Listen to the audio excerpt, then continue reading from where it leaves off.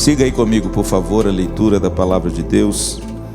Diz assim a palavra do Senhor: 3 dias depois houve um casamento em Caná da Galileia, achando-se ali a mãe de Jesus. Jesus também foi convidado com seus discípulos para o casamento. Tendo acabado o vinho, a mãe de Jesus lhe disse: eles não têm mais vinho. Mas Jesus lhe disse: mulher, que tenho eu contigo?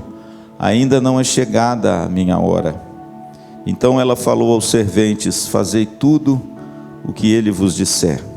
Estavam ali 6 talhas de pedra, que os judeus usavam para as purificações, e cada uma levava 2 ou 3 metretas, aproximadamente 30, 40 litros cada talha. Jesus lhes disse: enchei de água as talhas, e eles as encheram totalmente. Então lhes determinou: tirai agora e levai ao mestre-sala. Eles o fizeram. Tendo o mestre-sala provado a água transformada em vinho, não sabendo de onde viera, se bem que o sabiam os serventes que haviam tirado a água, chamou o noivo e lhe disse: todos costumam pôr primeiro o bom vinho, e quando já beberam fartamente, servem o inferior. Tu, porém, guardaste o bom vinho até agora. Com este, deu Jesus princípio aos seus sinais. Em Caná da Galileia, manifestou a sua glória, e os seus discípulos creram nele.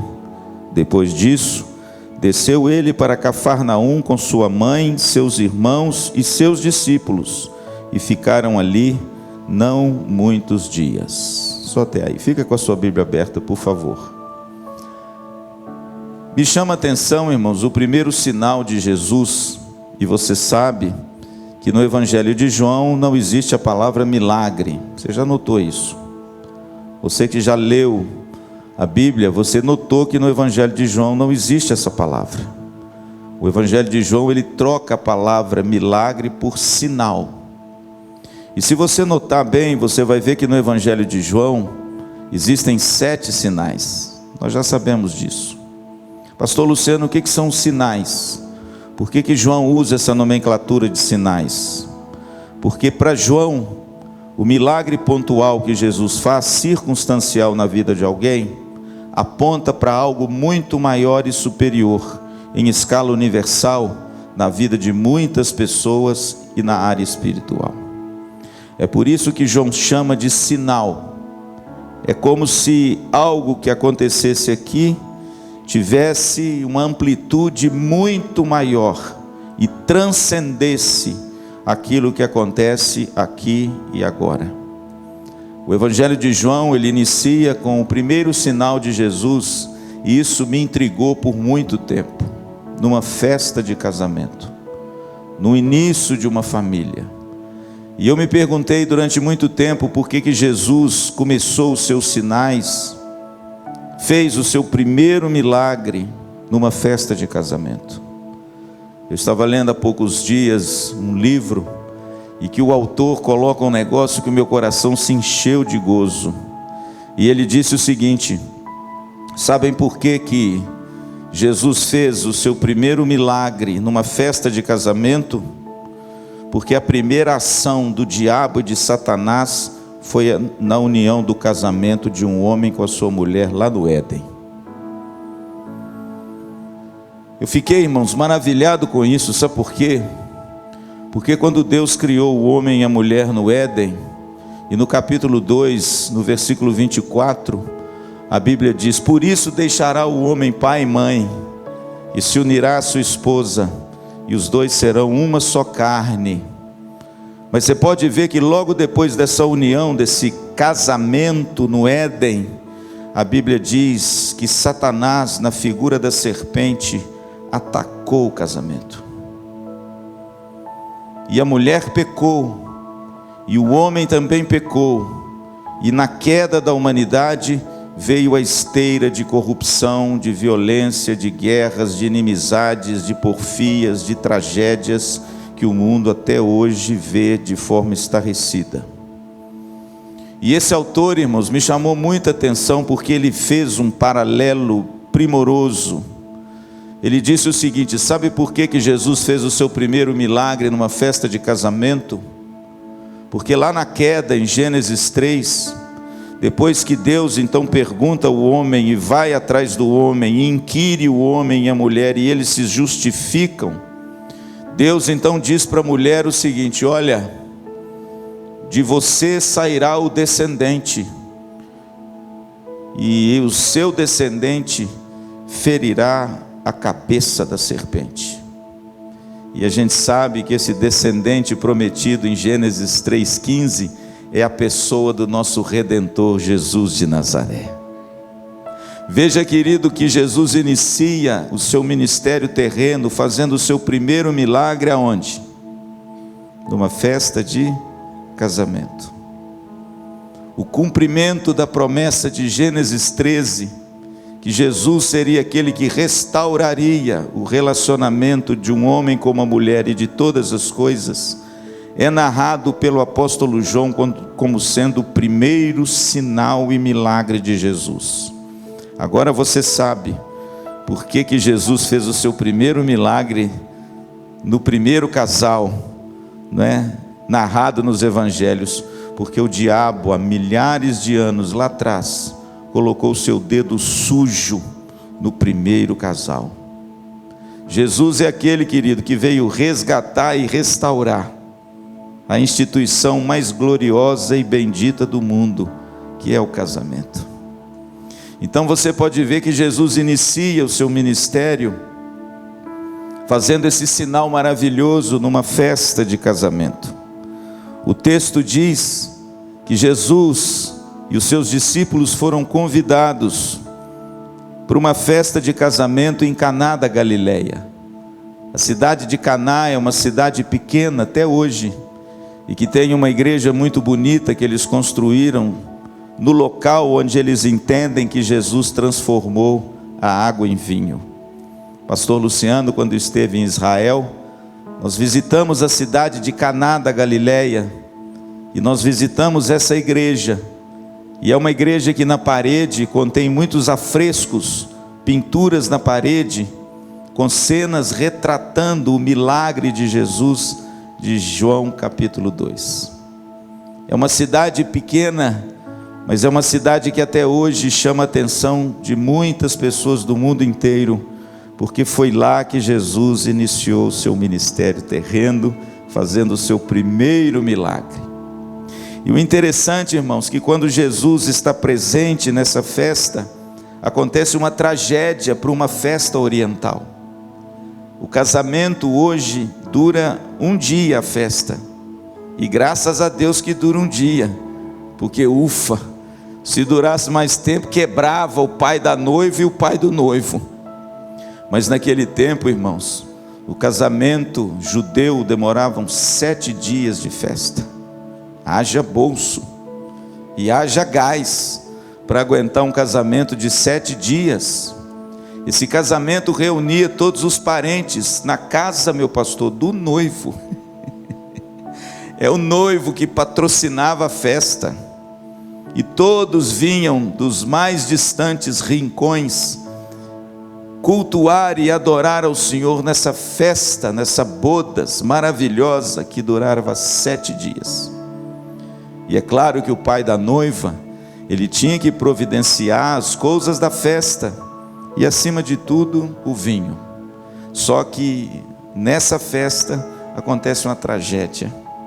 O texto diz que eles fizeram uma conta meio equivocada dos convidados, e o texto diz que no meio da festa o vinho acabou. Alguns comentaristas dizem que Maria deveria ser parente da pessoa. Por quê?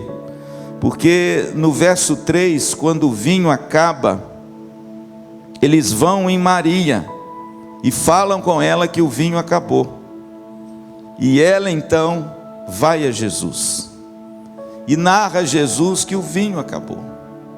E quando ela chega perto de Jesus e diz: olha, o vinho acabou, versículo de número 3, eles não têm mais vinho. Jesus olha para a mulher e faz uma pergunta enigmática, como muitas vezes ele faz. Ele diz assim: mulher, que tenho eu contigo?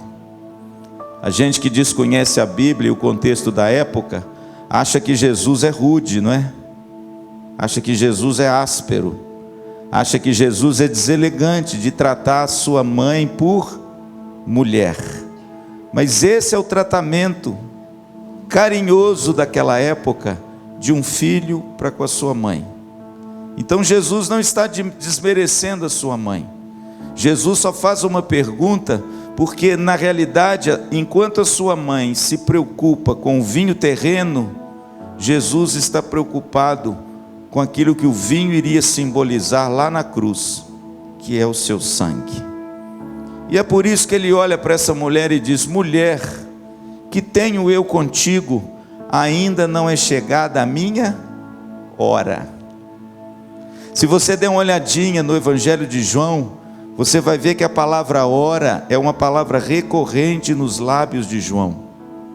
E todas as vezes que Jesus se reporta a palavra hora, essa palavra hora simboliza e significa a cruz. É como se Jesus dissesse para sua mãe assim: mamãe, você está pensando no vinho da terra? Pois olha, o vinho celestial que representa o meu sangue ainda vai chegar daqui a pouco. Enquanto Maria pensa nas coisas terrenas e materiais, Jesus pensa nas coisas do céu e espirituais, não para salvar uma festa de casamento, mas para salvar você que está perdido nos seus pecados. E o interessante, irmãos, que Jesus então ele toma uma iniciativa esquisita, porque naquele tempo o convidado para a festa, ele não era o anfitrião da festa. O anfitrião da festa é o noivo. Pastor Luciano, daqui a alguns meses, se Deus for servido, vai casar a Alissa. Ai meu Deus. E logicamente nós vamos querer dar uma festa. E o anfitrião da festa é aquele que oferece a festa. É ele que toma os preparativos da festa. E tanto é verdade que nessa festa fala-se do noivo e do mestre-sala. O mestre-sala é o maître hoje, né? É o chefe dos garçons que fica ali de olho para ver se está todo mundo bem, sendo servido bem. Mas quando você olha para esse primeiro milagre, você vai ver que uma coisa inusitada acontece na cultura oriental até nos nossos dias. Jesus fora convidado, mas quando a sua mãe reporta a ele que não tem mais vinho, ele toma a iniciativa como se ele fosse o anfitrião da festa. Porque quem providenciava o vinho e as coisas para a festa não eram os convidados. Já pensou, Adriana? Eu convido você para o aniversário da minha filha e acaba o salgadinho. Aí eu vou até você e falo assim: Adriana, é o seguinte, acabou o salgadinho, minha filha. Você imagina a saia justa que um convidado vai ficar, se de repente ele é um convidado da festa, e a pessoa chega nele e fala que alguma coisa acabou na festa. Eu acho que ele iria virar para a pessoa e falar assim: o que eu tenho com isso? Mas uma coisa espetacular acontece. Quando Maria chega perto do seu filho e diz: filho, eles não têm mais vinho. O interessante é que Jesus toma o lugar do noivo e ele providencia o necessário para a festa. E olha que quando Jesus providencia o necessário, é boa medida, recalcada, sacudida e transbordante. A gente, quando vai organizar uma festa de casamento ou de aniversário, eu não sei se o senhor Eliseu, quando casou as meninas dele, deu festa. Você deu festa, meu presbítero? Deu festa? O sujeito pergunta assim: você vai fazer festa para quantas pessoas? Aí você fala assim: espera aí, eu vou convidar 200 pessoas. Aí ele faz o salgadinho, faz o refrigerante, o bolo. Para quantas pessoas, pastor? 200 pessoas. Só que ele faz uma rebarbazinha, porque ele sabe que tem gente sustância, que, entendeu? Fica aí um dia sem comer só para cair matando.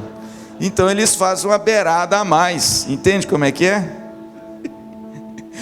Irmãos, mas uma coisa interessante, que quando Jesus providencia o vinho, existiam ali, naquela festa, 6 talhas de madeira,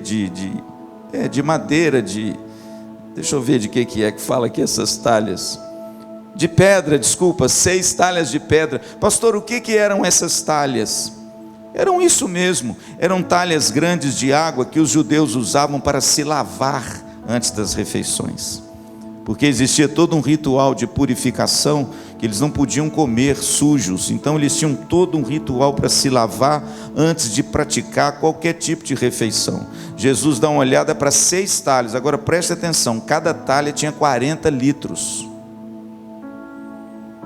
Jesus olha para 6 talhas e diz assim: olha, enchei de água as talhas. E se você prestar atenção no seu texto, você vai ver que tem um detalhe no seu texto que faz toda a diferença. A Bíblia diz que eles encheram as talhas completamente. Olha só, está escrito aí. Tem uns detalhes na Bíblia que a gente que lê a Bíblia passa batido, mas como dizia Charles Spurgeon, são nos detalhes do texto bíblico que estão as pepitas de ouro mais caras. E eles encheram de água completamente. Então vamos fazer uma conta aqui, pastor, simples. 6 talhas vezes 40 dá quantos litros? Claro, nós somos bons de matemática. 240 litros de vinho foram transformados pelo poder de Deus. E isso talvez do meio para o final da festa. Aí você se pergunta: pastor, mas por que Jesus providenciou tanto vinho? É porque as bênçãos do céu e as bênçãos messiânicas que Cristo veio trazer são transbordantes, são insondáveis, são maiores do que você pode sequer imaginar. Lembra da multiplicação dos pães e dos peixes? Lembra que quando 5.000 homens comeram, fora mulheres e crianças, a Bíblia diz que ainda sobraram quantos cestos cheios? 12 cestos cheios. Por quê, pastor?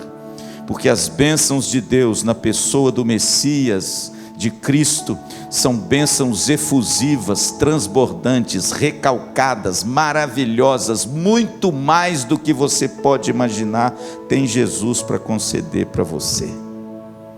E de repente, quando eles encheram de água as talhas, eu acho que olhando um para o outro, dizendo assim: parece que esse homem ficou doido, porque está faltando é vinho, e ele está mandando encher de água as talhas para a gente se lavar.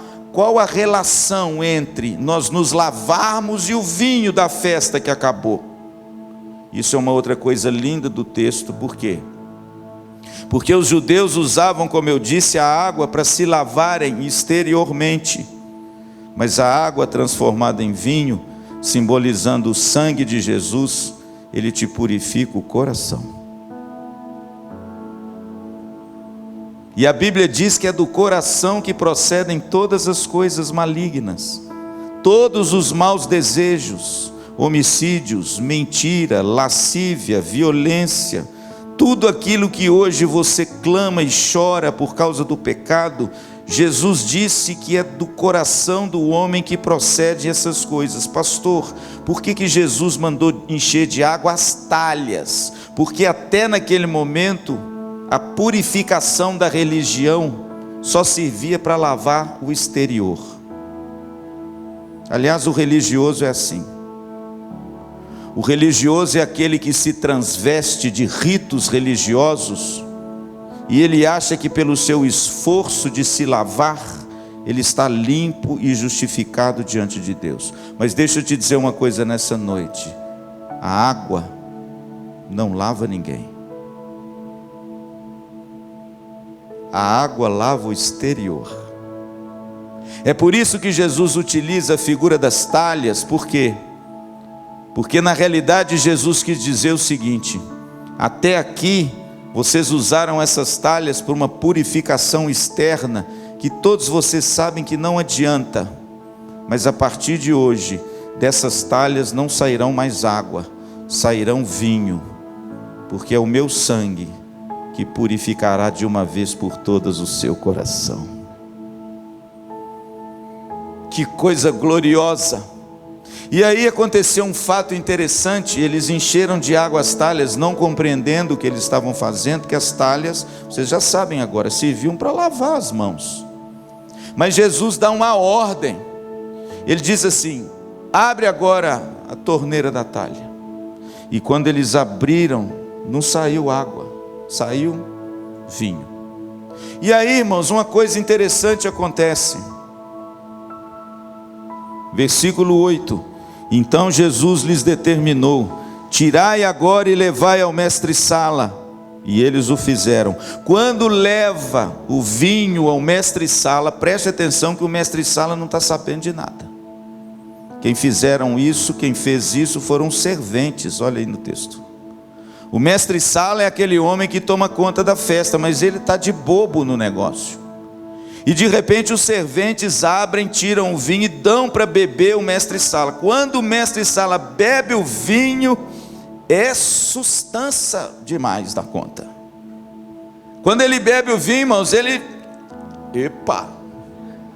Esse aqui não é um sangue de boi não, meu filho. Opa! Esse aqui não é um chapinha. Estou sentindo uma firmeza. E de repente, quando o mestre-sala bebe aquele vinho poderoso, maravilhoso, ele chega no noivo. Ele diz assim: escuta aqui, eu não estou entendendo não, porque eu sou mestre-sala de muitas festas há muito tempo, e eu sei como é que é o métier da coisa, da festa. Eu vou explicar para você como é que é. Primeiro, ele serve o vinho melhor, porque você chega na festa, está com sede, você quer dar o gostoso antes, e o sujeito toma o vinho. E quando o sujeito começa a ficar mais ou menos alegrinho por causa do vinho, você soca nele lá o sangue de boi. Porque o cara já está mais para lá do que para cá, e ele não vai preocupar muito, e serve o pior. Aí o sujeito estranha. Ele fala assim: mas eu não entendi, noivo, o que você fez? Você deixou o melhor para o final. Eu fico imaginando a cara do noivo. Por quê? Porque se o mestre-sala não sabia de nada, quanto mais o noivo. O noivo ficou no lucro. Você entende? O noivo, irmãos, ganhou um vinho de excelente qualidade no final da festa, sem ele saber de onde veio. E de repente, abruptamente, o texto para. E ele termina assim, quer ver?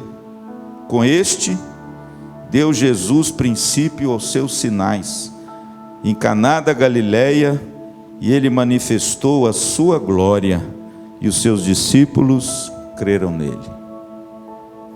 Pastor, o que a gente pode extrair dessa história belíssima, encantadora, peculiar, única para nós hoje? Em primeiro lugar, Jesus não quer ser apenas um convidado, simplesmente porque Jesus é sempre o anfitrião. Amém? Pastor, por que Jesus não quer ser um convidado? Você já deu uma festa, você sabe. Responda você. Quem é o convidado para uma festa? É aquele que quando você dá a festa, convida e está na festa. Mas tão somente termina a festa, o que o convidado faz? Ele fica na sua casa. Ele falou: beleza, você me convidou, agora eu vou mudar para cá. Deus me livre. Pelo contrário, acaba a festa, você já está doidinho para o povo ir embora, porque você quer descansar, você quer dar um jeito em tudo. E o convidado, ele é muito bem quisto, enquanto de repente você necessita dele para alguma coisa. Mas tão somente a festa acaba, esse convidado vai embora. Agora você está entendendo por que Jesus não pode ser apenas um convidado? Jesus não quer ser convidado ocasional de ninguém. Tem muita gente que convida Jesus para entrar na vida ou na casa só quando tem uma necessidade, só quando de repente está passando um aperto. Jesus é um convidado ocasional. É um desemprego, é enfermidade na família, é um problema de relacionamento conjugal. Aí busca Jesus, busca a igreja, busca o pastor, busca a oração, busca tudo quanto há. Sabe por quê? Porque você tem uma necessidade e você quer convidar Jesus para ele resolver a sua necessidade. Mas deixa eu te dizer uma coisa: tão somente a sua necessidade é suprida, sabe o que você quer com Jesus? Que ele vá embora. Não preciso mais dele. já me serviu. O convidado foi só de ocasião. Acabou a festa, Senhor, não tem lugar para o Senhor mais na minha casa. Mas eu quero te dizer uma coisa, querido. Jesus nunca é convidado, porque Jesus é sempre o anfitrião. Mesmo sendo convidado para essa festa de casamento, no meio da festa ele se torna o anfitrião. E todas as vezes que você olha no texto bíblico a pessoa que se reporta a Cristo, você vai ver que todas as vezes ele é reportado como o anfitrião. O Salmo 23, que fala das duas atribuições do nosso querido Jesus, que é o pastor, do versículo 1 a 4, o Senhor é o meu pastor e nada me faltará, se cumpriu na pessoa de Jesus em João 10, quando ele diz, eu sou o bom pastor. Só que no Salmo 23, se você ler o Salmo inteiro, você vai ver que a partir do versículo 5, a figura que Davi retrata Deus muda do pastor para o anfitrião. Preparas-me uma mesa na presença dos meus adversários. Unge minha cabeça com óleo, meu cálice transborda. Bondade e misericórdia certamente me seguirão todos os dias da minha vida. E eu habitarei na casa do Senhor para todo o sempre. Veja que no Salmo 23, no versículo de 1 a 4, Deus é reportado como um pastor. Mas no versos 5 e 6, Deus é reportado como anfitrião. E o anfitrião também se cumpriu na pessoa de Jesus em João capítulo 14, quando ele diz para os seus discípulos, não se turbe o vosso coração, credes também em mim, na casa de meu pai há muitas moradas e eu vou preparar-vos lugar.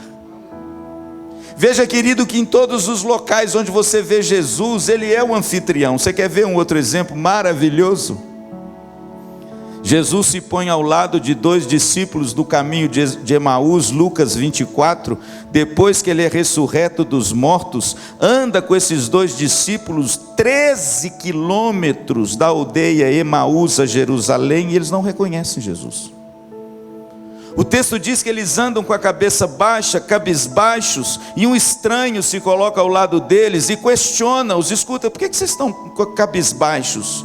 Eles olham para aquele homem misterioso e dizem, você não sabe o que aconteceu em Jerusalém com Jesus, o profeta, poderoso em obras? Nós esperávamos que fosse ele quem iria nos redimir de Israel, mas já se fazem 3 dias e olha, o sonho acabou. E a Bíblia diz que aquele homem misterioso começa a dar um estudo bíblico aplicado ali, durante aquele pequeno trajeto, mostrando nas Escrituras a pessoa bendita de Jesus.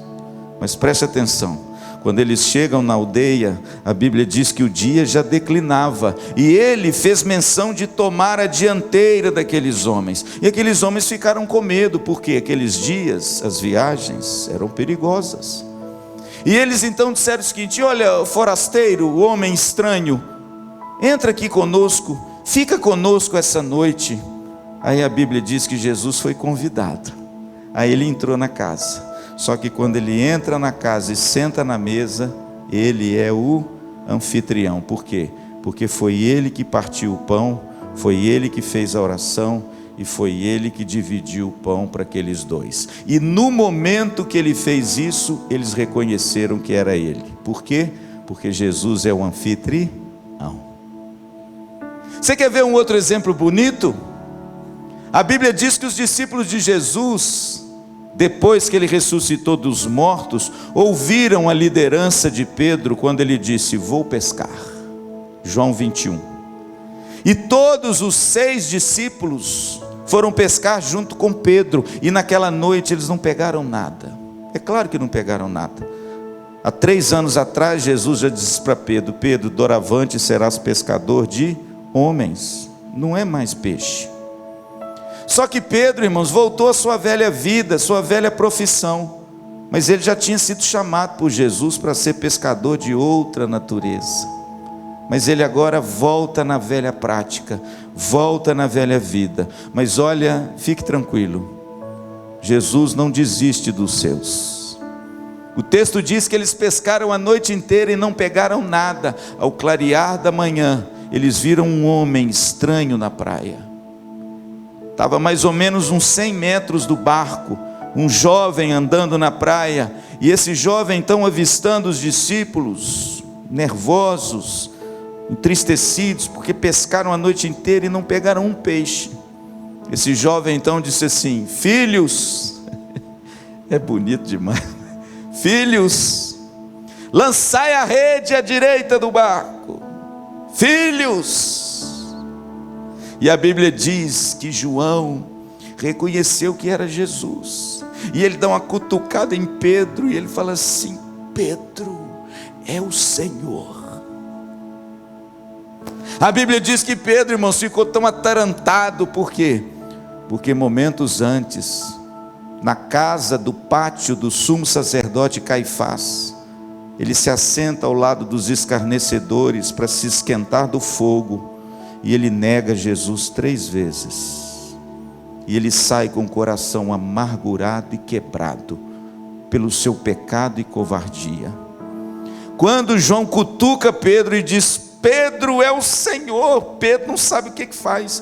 Ele cinge da sua roupa, ele pula na água, ele puxa a rede, ele puxa o barco, ele fica tão nervoso, irmãos, que ele não sabe nem o que fazer direito. Quando Pedro chega na praia, a Bíblia diz que está sentado na praia o Senhor, na frente dele um braseiro, e nesse braseiro pães e peixes. Jesus é o anfitrião, é Ele que nos chama e nos convida para participarmos da sua mesa.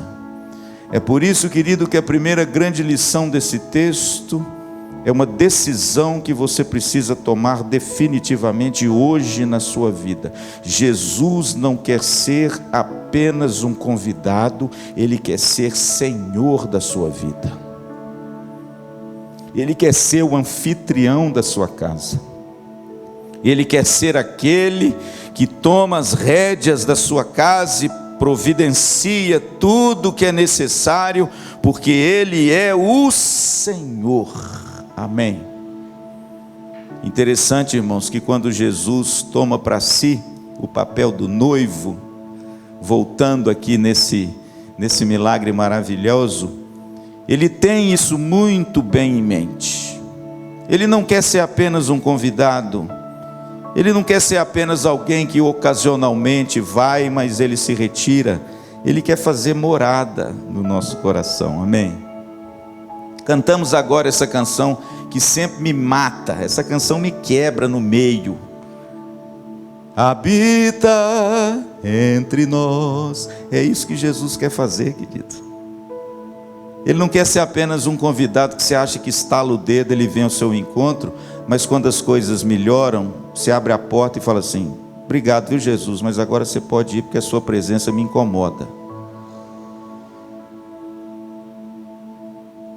Jesus, irmãos, Ele quer ser Senhor, anfitrião. Ele quer ser aquele que tem um lugar de honra no nosso coração. A gente convida Cristo é para habitar em nós para sempre, amém? E Ele nunca mais nos deixa, Ele jamais nos abandona. O trono da nossa vida tem que ser retirado o eu e colocado Cristo. Essa semana eu estou fazendo discipulado com um rapaz, e ele perguntou para mim o que é viver para a glória de Deus. Olha que pergunta bonita. O sujeito está aprendendo a Bíblia, ele faz umas perguntas pertinentes. Ele diz assim: pastor, o que é viver para a glória de Deus? É viver na igreja? Não, embora a igreja faça parte. Pastor, é viver com a Bíblia debaixo do braço e orando o tempo todo, aleluia, glória a Deus, Senhor, muito obrigado, santo, santo é o teu nome. Eu falei: não. Viver para a glória de Deus é você colocar um palanque no meio da praça ali e começar a pregar 24 horas por dia? Não. Viver para a glória de Deus é você colocar um celular assim com canção gospel e ficar o dia todo escutando canção gospel e adorando a Deus, aleluia, glória a Deus. Faz parte. Viver para a glória de Deus significa que você tem que deixar de trabalhar agora e estudar a Bíblia e virar pastor? Não. Pastor, o que significa viver para a glória de Deus? Na realidade é muito simples, é mais simples do que você imagina. Viver para a glória de Deus significa destronar o reino do ego e colocar no trono o reino de Deus. Significa que o centro da sua vida agora não é mais você. Significa que o centro da sua vida é Cristo Jesus. Significa que o lugar de honra na sua vida pertence não a você. Significa que a pessoa mais importante na sua vida, aquela que determina todas as coisas que você vai fazer e do qual todas as coisas orbitam e giram como um grande sol, onde os planetas orbitam em volta, não é mais você, ô bonitão, mas é a pessoa bendita de Jesus. Você quer viver para a glória de Deus? Destrone o reino do ego e coloque no lugar o reino de Deus, e você vai viver para a glória de Deus. Ele ficou feliz, mas nem todo mundo fica, porque afinal de contas, né, pastor, eu quero buscar os meus interesses, os meus projetos, as minhas coisas, porque eu mereço ser feliz, não é? Não sei. Eu acho que esse pensamento vai levar você a uma profunda infelicidade daqui a pouquinho.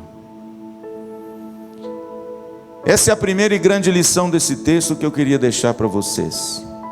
Se você entrou aqui nessa noite, se você está me assistindo nas redes sociais, e se você é amigo de Jesus, eu quero convidar você nessa noite para deixar essa amizade de lado e convidar Jesus para ser Senhor da sua vida. Porque Jesus não quer ser apenas um convidado, Jesus quer ser o dono da casa, amém? Jesus quer ser aquele que prepara todas as coisas e tem o lugar de quê? De honra, amém? E por que é importante Jesus ser o anfitrião? Vamos olhar para o casamento e eu vou terminar. Pastor, por que é tão importante Jesus não ser o convidado, mas ser o anfitrião? Por que é importante eu ter a liberdade e a bênção de entregar para o Senhor todas as coisas e saber que Ele vai cuidar muito melhor do que eu, que Ele é um timoneiro muito mais competente do que eu para guiar o barco do meu coração, da minha vida, da minha família e das minhas coisas? É só você olhar nesse milagre. Quando Jesus deixa de ser apenas o convidado e é o anfitrião, em primeiro lugar, a alegria abundante na casa. Por quê? Porque Jesus ele transforma a água em vinho. E se você já leu a Bíblia, já leu algum comentário, você sabe que o vinho no Velho Testamento, a grande figura do vinho é a figura da alegria. O vinho é a representação da festa, da alegria, da felicidade. E Jesus transforma a água sem gosto, sem cheiro, sem cor, em vinho. Em outras palavras, quando Jesus é um anfitrião, há verdadeira alegria na casa, a felicidade na casa, porque a casa está em boas mãos. Eu falei hoje no encontro de casais, está aqui os queridos. Visitar apartamento decorado é maravilhoso, irmãos. Eu amo visitar apartamento decorado. Você já visitou um apartamento decorado? É um show, não é? Hein, Neuza, não é bacana? Eu visitei muito apartamento decorado com a minha Tereza, para a gente procurar um lugarzinho para a minha Alissa e para o nosso Hugo. Oh, aleluia. Eu entrei em cada apartamento decorado, irmãos, a coisa aí linda demais, meu pastor. Você entra naqueles apartamentos da Plaenge, da Juste, da Yoshi, a minha querida lá a Patrícia da Plaenge, meu querido Renato lá da Juste, gente boa, ligava para mim e falou: pastor, tem um apartamento aqui decorado. Eu pegava a minha Tereza, vamos embora. Chegava no apartamento decorado, irmãos, parecia que eu estava no céu, tudo no lugar, meu filho, o negócio é espetacular, você já viu? Apartamento decorado não tem nada fora do lugar, pastor, é tudo bonito, tudo style, é tudo arquitetônico. O negócio é tudo combinante, entendeu? As luzes tudo bonita. Abre o negócio aqui, encaixa com outro negócio lá. Eu falei: rapaz, eu quero um negócio desse para mim. A Tereza é mais sábia do que eu. Falei: Tereza, minha filha, olha que coisa bonita. Por que a gente não tem um apartamento decorado desse? Parece casinha de boneca. É lindo demais o apartamento decorado. A Tereza olhou para mim e falou assim: é bonito mesmo, o teu apartamento decorado é muito bonito. Então eu virei para ela e falei assim: Tereza, por que a nossa casa não é assim? Você já viu que apartamento decorado é tudo no lugar, né? Por que lá em casa não é tudo no lugar? Por que quando eu chego lá em casa tem uma bagunça, tem toalha em cima da mesa, tá tudo fora do lugar, o copo na pia, o apartamento decorado, que é isso? É tudo limpo, você passa a mão assim, não tem uma grama de poeira, o negócio é style. Aí a Tereza, irmãos, como é muito mais sábia do que eu, lá no meio do apartamento decorado, o Renato, lá naquela doçura de homem, mostrando a gente tudo, o piso, o troço, laminado na parede, as portas, os troços lá, coisa linda. A Tereza falou assim: eu falei, Tereza, por que lá em casa o troço não é arrumado desse jeito? Ela virou para mim e falou assim: Lu, porque isso aqui é um apartamento decorado, lá em casa é o nosso lar. Entende? Apartamento decorado é lindo, mas não tem alegria, porque só tem decorado. Tem muita gente, irmãos, emperequetando o apartamento aí para ficar bonito. Pode emperequetar o tempo que for, se não tiver Jesus lá dentro, vai continuar feio. Vai ser apenas um apartamento decorado que você vai se sentir muito bem ficando lá. Mas tão somente você se acostuma com o seu apartamento, você vai querer trocar. Você não quer mais a cor, você não quer mais o sofá, você não quer mais a TV, você não quer mais aquela coisa no lugar. Sabe por quê? Porque você cansou daquele negócio. Sabe por quê, queridos? Porque para ter uma casa com alegria verdadeira, só Jesus pode dar. Quando Jesus é um anfitrião, você pode morar num barraco, mas esse barraco a gente é feliz. E sem Jesus você pode morar num palácio, numa chácara, numa casa desses condomínios chiquérrimo que tem em Maringá, mas dentro da sua casa está um inferno. Só é bonita decorada, mas não tem a beleza e a alegria que Cristo pode dar. Dá uma olhada para o seu coração e veja se Jesus Cristo ocupa o lugar de honra no seu coração, porque se Ele ocupar, você é uma pessoa feliz. Se não, você continuará infeliz. Quando Jesus é um anfitrião, também há ordem na casa. O interessante é que Maria fala um negócio aqui maravilhoso. Olha o verso 5. Então ela falou aos serventes: fazei tudo o que ele vos disser. Você sabe por que tem muita casa e família que o negócio está descambado? Porque cada um faz o que quer, cada um age da maneira que pensa, cada um quer suprir e conquistar os seus próprios projetos e desejos. Não tem uma liderança masculina, bíblica dentro de casa, e a casa é uma bagunça. Mas quando Jesus é um anfitrião, há ordem na casa. Maria chamou todos os serventes e disse para os serventes: olha, vocês façam tudo o que ele vos disser. Sabe por quê, querido? Porque tudo aquilo que Jesus ordenar, você pode fazer, que é bênção demais, amém? Mas o problema, irmãos, é que a gente não quer obedecer. A gente quer soltar as amarras. A gente quer viver o Salmo 2. Rompamos as suas cadeias, tiremos de nós os seus grilhões. Ou seja, o sujeito quer viver autônomo, ele quer ser lei para ele mesmo. E muitas vezes isso tem levado muitas famílias e muitos casamentos para o buraco. Sabe por quê? Porque não ouvem a instrução da palavra de Deus e querem viver ao desejo dos prazeres hedonistas pessoais. Se Jesus é um anfitrião, há ordem na casa. O marido é o cabeça, é o líder, é a autoridade na casa. A mulher é submissa à liderança do seu marido. E os filhos são obedientes, criados na disciplina e na admoestação do Senhor. São as funções que Deus colocou dentro da família, para que essa família seja feliz e funcione bem. Mas hoje, irmãos, quem quer ouvir isso? E o que é pior, quem quer colocar em prática isso? Prefere viver na bagunça, prefere viver na desordem, prefere viver um casamento bicéfalo. Você sabe o que é um casamento bicéfalo? É um casamento onde tem duas cabeças. é monstro da mitologia grega. Pois a Bíblia diz que só há um cabeça no casamento. E cabeça na Bíblia é sinal de quê, meu pastor? Liderança, de autoridade. E essa liderança e autoridade, não aprendemos lá? Tem que ser de quem? Do marido. Mas não, irmãos, não. As mulheres hoje, nem pensar. Nem pensar. O casamento é monstro de duas cabeças.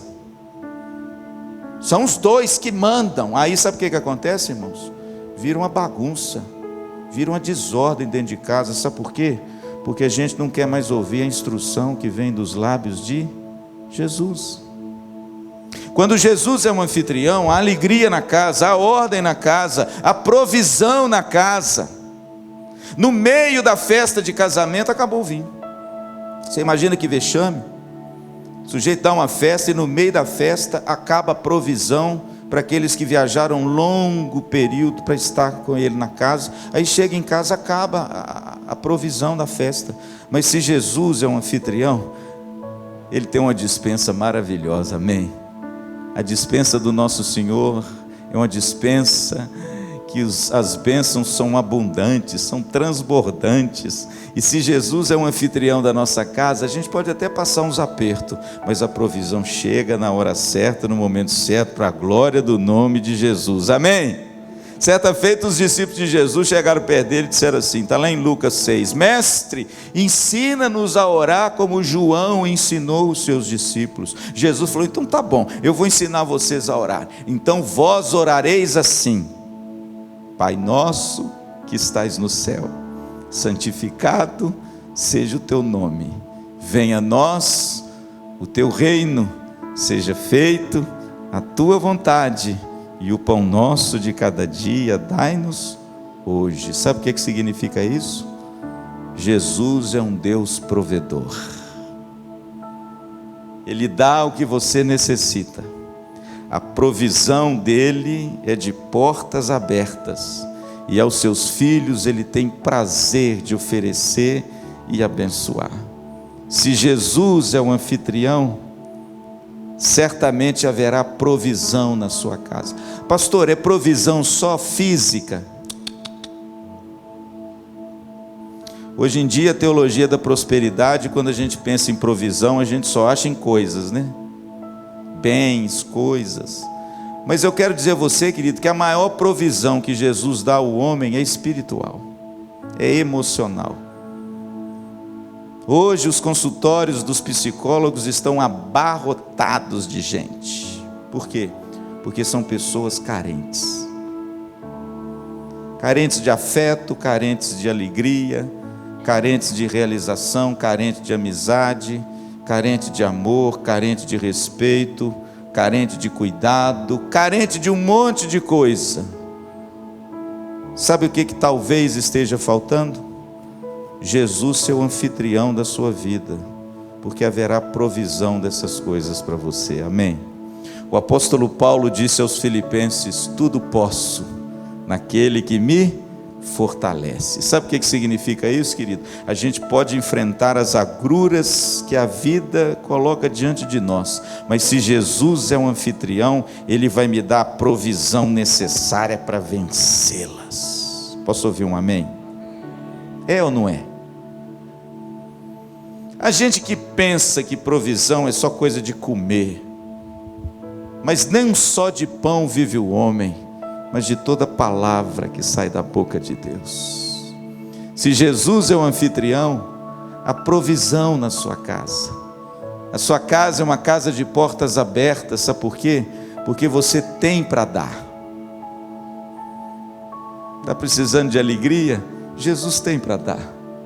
Está precisando de segurança? Jesus tem para dar. Está precisando de paz? Opa, Jesus tem para dar. Está precisando de ausência de medo? Jesus tem para dar. Está precisando de intrepidez e coragem? Jesus tem para dar. Está precisando de aconchego e colo? Opa, Jesus tem para dar. Mas sabe qual que é o nosso problema? A gente só quer Jesus como convidado, não quer como anfitrião. E a provisão da nossa casa, E eu quero terminar, irmãos. Quando Jesus é o anfitrião, a alegria, a ordem, a provisão. E eu quero terminar com o verso 9 e 10. Olhe lá. Tendo o mestre-sala provado a água, transformada em vinho, não sabendo de onde viera, se bem que o sabiam os serventes que haviam tirado a água, chamou o noivo. O mestre-sala está apavorado, porque ele bebeu um negócio que eu vou te dizer uma coisa. E aí ele chama o noivo. Agora olha o que ele diz para o noivo. E lhe disse: todos costumam pôr primeiro o bom vinho, e quando já beberam fartamente, servem o inferior. Tu, porém, guardaste o bom vinho até agora. Em outras palavras, irmãos, quando Jesus é o anfitrião, guarde bem isso, porque eu acho que isso resume bem esse milagre. Quando Jesus não é o convidado, quando ele não é apenas um convidado ocasional, que quando você precisa dele, você corre para ele, e depois quando as coisas melhoram, você despede dele. Mas quando Jesus se assenta no trono do nosso coração, e o ego e o eu não governa mais a gente, quando Jesus Cristo se torna realmente o nosso anfitrião, há o melhor que nós poderíamos colocar na nossa casa. Isso significa, querido, que as coisas que você tem, que você adquiriu, como carreira, dinheiro, status, reconhecimento, filhos, casa, carro, amigos, isso tudo é maravilhoso, mas isso não é o melhor. É vinho, mas não é o bom vinho. Faz parte, mas não é o melhor. O melhor, a pérola de maior valor, o tesouro escondido no campo, aquilo que o ser humano na realidade não descobre, mas é descoberto, não pertence às coisas visíveis desse mundo e nada do que a sua mão e o seu intelecto podem conquistar. O que existe de melhor nessa terra não é conquistado pelas mãos humanas. O que existe de melhor nessa terra é conquistado por Ele. Na realidade, querido, tudo isso que nós conquistamos com as nossas mãos é bom, faz parte da saga humana. O diploma que tem na sua parede, vai no meu gabinete lá, tem diploma na parede do meu gabinete. Vai lá na conta bancária, tem um dinheirinho lá na minha conta bancária, pequenininho, mas tem. Vai lá na minha casa, tem um carrinho lá na minha garagem. Vai lá na minha casa, eu tenho uma esposa, uma filha, que eu amo muito. Vem aqui na IPVO, eu tenho um grupo de irmãos maravilhosos, que eu os amo. Pastor, isso tudo é bom? Isso tudo é bom, irmão, isso tudo faz parte da carreira e da história e da saga humana. Mas sabe o que a parábola, o milagre do vinho nos comunica? Que isso tudo é bom, mas tem algo melhor. Tem algo que suplanta isso tudo. Tem algo que nada nesse mundo pode comprar. Tem algo, querido, que está acima de tudo que você pode imaginar que o seu dinheiro, que o seu intelecto, que a sua beleza, que a sua juventude possa conquistar. Tem algo, querido, que suplanta todas as coisas que esse mundo poderia, no seu brilho, ofuscar os nossos olhos. É a pessoa bendita de Jesus Cristo. Quem é o vinho melhor? É Ele. Quem é o bom vinho? É Ele. Quem é a pérola de maior valor? É Ele. Quem é o tesouro escondido no campo? É Ele. Quem é a maior riqueza que um homem pode ter? É Ele. Pastor, isso acontece quando? Quando Jesus é o anfitrião. Há o melhor na sua casa. Sua casa pode ser humilde, você pode ter um fusquinha na garagem, você pode ter um salário pequeno, mas se Jesus é o anfitrião, você tem o melhor. Por quê, pastor? Porque você possui a verdadeira riqueza. Amém? E essa ninguém tirará de você. Portanto, meus queridos, o diabo pôs o dedo sujo lá nos inícios do mundo, no casamento. O diabo colocou o seu dedo e maculou o casamento, apodreceu o relacionamento, tornou um inimigo do outro, ao ponto de um filho assassinar o irmão. O diabo pôs o dedo no casamento porque ele sabe que o casamento é a instituição mais importante que Deus criou nessa terra. Mas sabe qual é a boa notícia das bodas de Caná? Jesus veio para restaurar o casamento, amém? Jesus veio para devolver aquilo que o diabo colocou o seu dedo sujo e restaurar todas as coisas, para que agora sim, na presença de Cristo, haja plenitude de alegria, plena realização, e nós possamos viver agora juntos para a glória de Deus, até que a morte nos separe. Amém? Quero convidar vocês a se colocar em pé.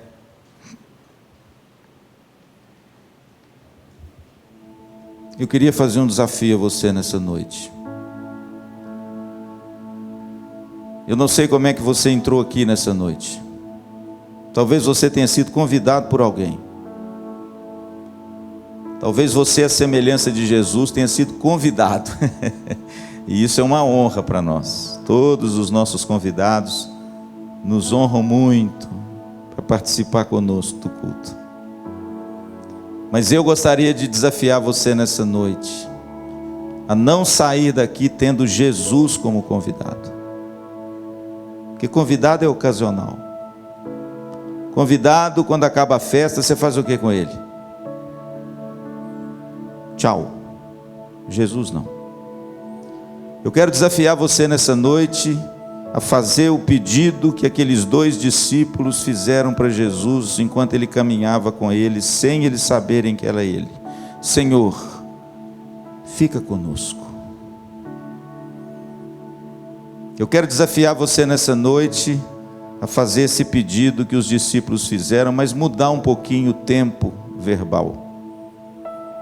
Em vez de você dizer, Senhor, fica conosco, você bem que poderia dizer hoje, Jesus, fica comigo.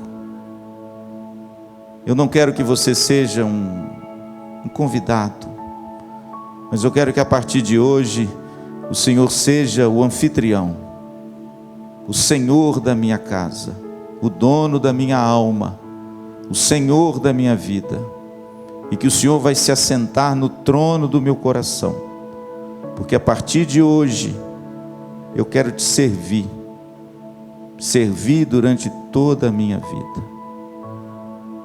Quem sabe nessa noite, você possa fazer esse convite, e sair daqui com a maior riqueza e o maior tesouro que um homem pode ter.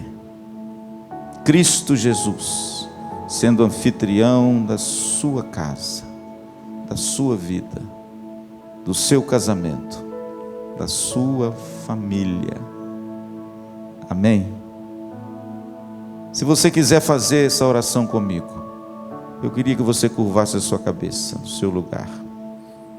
E você poderia orar comigo dessa forma: Senhor Jesus, eu te convido nessa noite, para que o Senhor tome o lugar de honra no meu coração.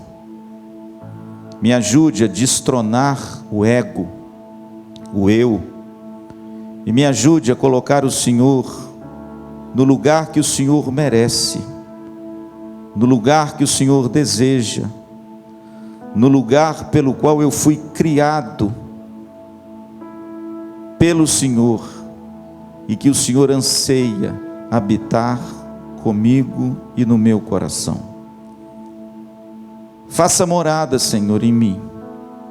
Fica comigo, Senhor. Não permita que eu o utilize como um mero convidado e continue vivendo a minha vida como se o Senhor não existisse. Mas ajuda-me, Senhor. Assenta-te, Senhor, no lugar de honra do meu coração, porque eu reconheço nessa noite o meu pecado, a minha miséria, E eu venho com o coração humilde e quebrantado, arrependido, para que o Senhor tome o lugar de honra na minha vida.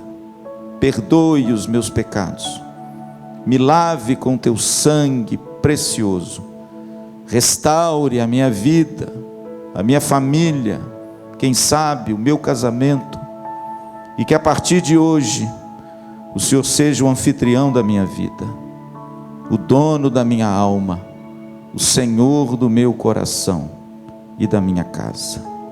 Muito obrigado, Senhor, porque todo aquele que pede, recebe. Todo aquele que busca, encontra. Todo aquele que bate, a porta se abre. Entra, Senhor.